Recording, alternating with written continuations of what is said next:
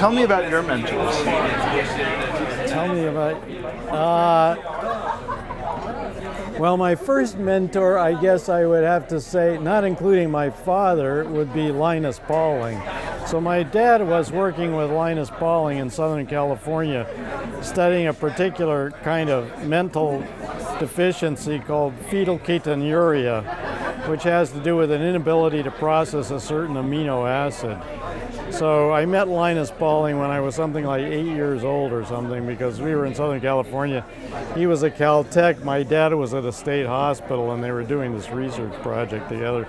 So I played mathematical games with Linus Pauling, and he left a Caltech catalog with me. So eventually I ended up going to Caltech as an undergraduate.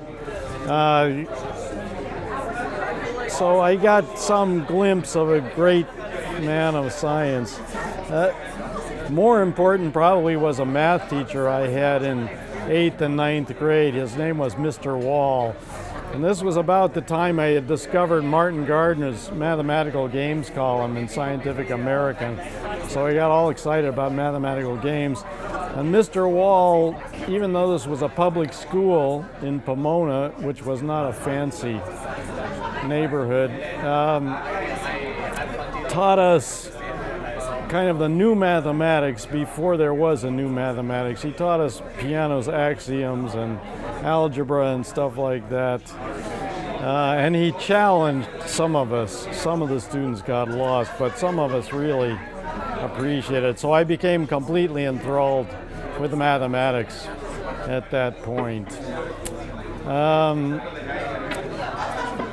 So he was probably the most important. Then I went to Caltech because of Linus Pauling, and I majored in mathematics, and I spent a lot of time taking courses from Herb Reiser, who was a combinatorial mathematician, who was another inspiration. And then I went to Stanford, and I would say both Don Knuth and my advisor, Bob Floyd, were mentors. And then, of course, John Hopcroft, who I worked with on the work that got the Turing Award, was a mentor to me. So there were a number of them over a period of time. But probably the most important was my math teacher in 8th and 9th grade.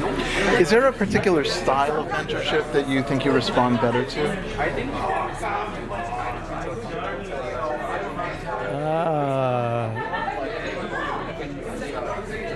I would say something implicit. It's more training by example or mentoring by example rather than someone saying something explicit or trying to train you. It's a matter of seeing a model and trying to follow in their footsteps.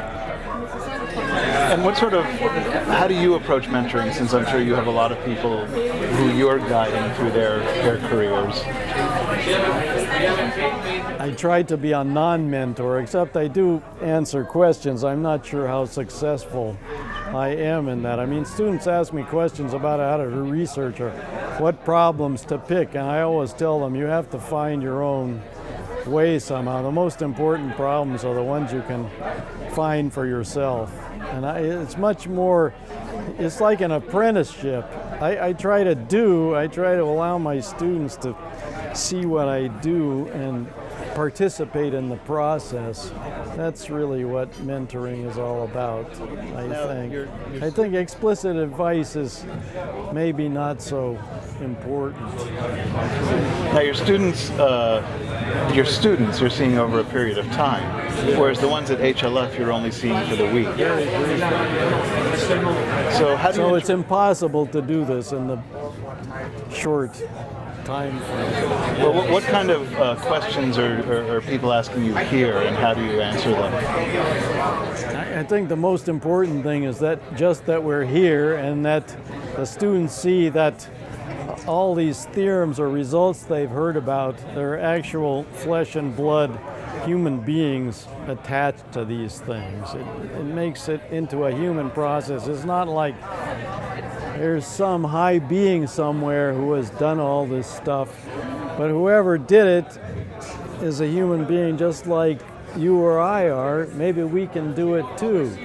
Bring the humanity of the process. I think that's what we can do in the short period of time. That's the main thing. And what do you think you get from HLF? How many have you been to? All 5. I've been to all 5. I enjoyed very much. Well, I developed social interactions with a lot of people whose names I knew about, but who I either hadn't met or had very distant relationships with. So it's really, I mean, these people are amazing. I feel very fortunate to be in this group. You know, the thing about prizes is there are many more people incredibly deserving of prizes than will possibly ever get prizes. So it's a very special thing. We're fortunate. We're very fortunate. Back to your question. What do I get out of it? Well, the interactions with the students are amazing. And it's not just the young researchers, but a couple of times, like this morning, I was at a high school trying to explain what I do to high school students, which is incredibly challenging, but very important somehow. I mean, the reason I do what I do is because it's beautiful and I love it, but also I think it's good for something, and I hope that some other people will also find it beautiful and love it. And if I can convince a few people younger than I am, then maybe they will carry the flame forward. That's a very HLF statement. Well, that's what HLF is all about. So, but I believe it. I mean, without the students, this would be a much less interesting and significant event, obviously. Any final comments?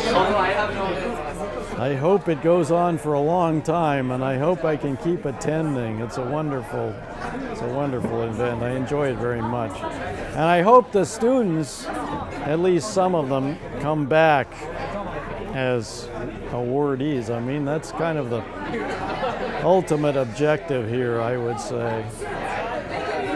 Well, thank you very much for your time. You're welcome. Always fun.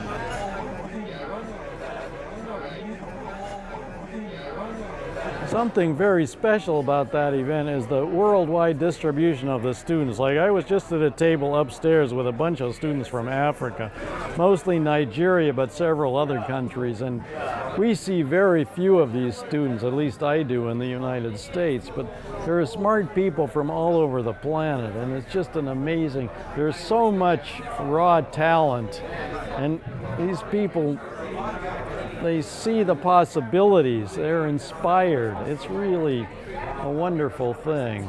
They need resources, but they see the right direction to go.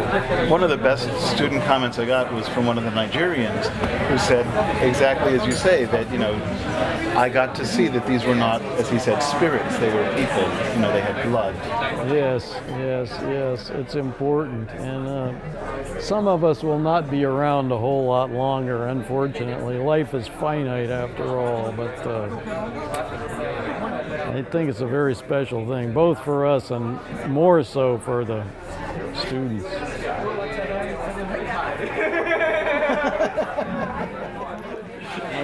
Thanks again.